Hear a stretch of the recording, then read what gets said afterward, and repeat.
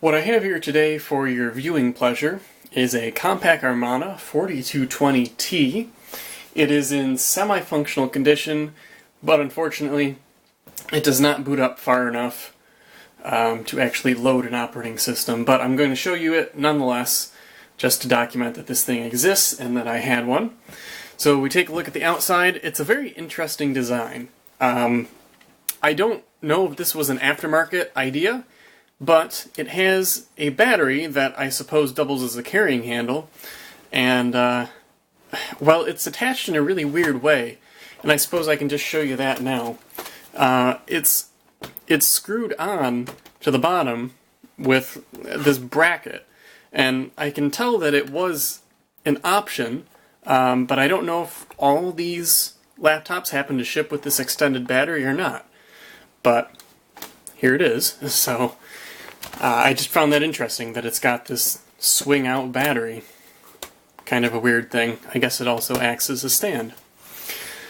Let's take a look at the front of this and the other sides as well. It's got audio jacks on the front, and I don't know why they kind of protrude out the front, but it's got mouse buttons for the touchpad that obviously when you open it up you can touch fully.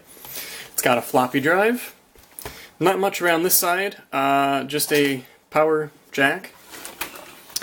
On the back, we've got PS2, parallel, serial, and VGA out, as well as composite out, which is not really a common option on a lot of these older laptops, but it is something that you'll see every once in a while.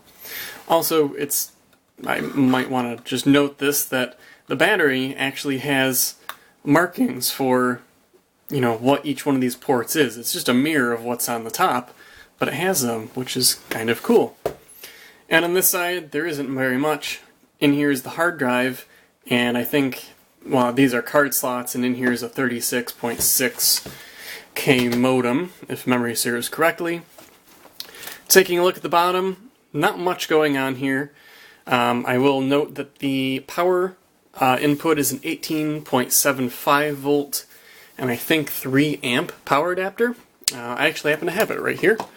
It's an 18.5. You know what? It doesn't actually say, but just in case you want to know, 18.75 volt. This one is missing the back door for what I believe is the memory access door. This does have built-in RAM, however, so you don't actually need any RAM in here for it to power up. Also, you can see the CMOS battery is kind of dangling around in here. So let's go ahead and I'm going to plug this thing in. The battery does work, and it actually holds a charge for quite a while. I think it held for almost an hour. But unfortunately, the laptop itself has some issues, which I'll get into very shortly. So we open it up here, and we can see there are two speakers in the palm rest that sound... Well, actually, to tell you the truth, I don't know, because I've never heard them work.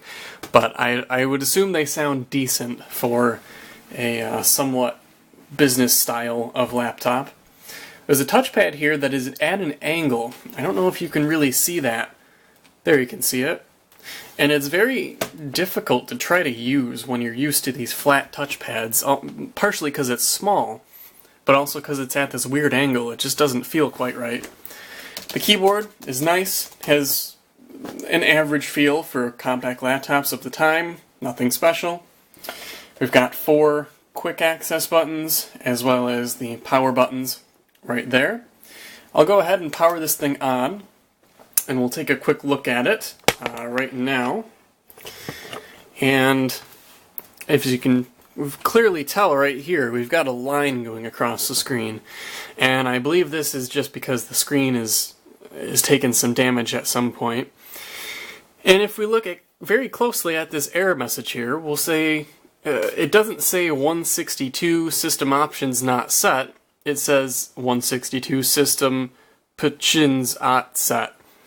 It's missing some letters, and I have literally no idea why that has happened. I only can guess that something is wrong in the BIOS and something has become corrupt.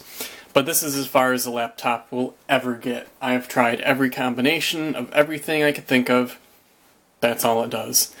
So, unfortunately, I can't show you much more than that as for the laptop actually working. But I do have this up on eBay right now. I will post the link in the video description in case it's something you're interested in. Obviously, if you're watching this video a couple months or a couple years down the road, it's probably not for sale, but you can still look at it to see what this laptop sold for and have some up-close pictures of the thing. I don't know how long eBay keeps their listings, but it's worth a shot to take a look. So, also another issue. Once it gets to this point, it never turns off, so you just gotta wait for the battery to die, which, since it already has died once, it won't take very long since I just unplugged it. Anyway, wow, that closed a little harder than I thought. That is it for this one. I thank you very much for watching. I hope you enjoyed, as always, and we'll see you in the next video.